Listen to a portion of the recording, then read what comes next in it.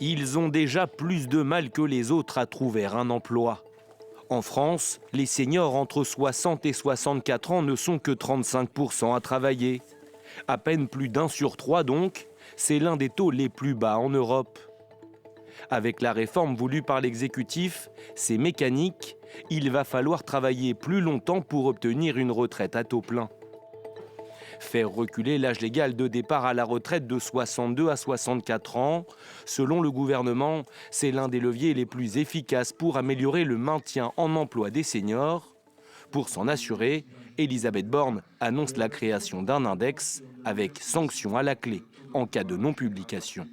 Cet index sera simple, il sera public, il permettra de valoriser les bonnes pratiques et de dénoncer les mauvaises. Le construire sera obligatoire pour les entreprises de plus de 1 000 salariés dès cette année et en 2024 pour celles de plus de 300 salariés. Objectif final de l'exécutif, faire progresser le taux d'emploi des 60-64 ans de 35,5% aujourd'hui à 41,5% d'ici 2030.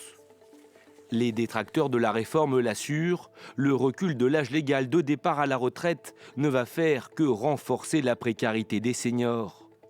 Plus expérimentés, mais aujourd'hui souvent laissés de côté, car mieux rémunérés que les nouveaux entrants sur le marché du travail.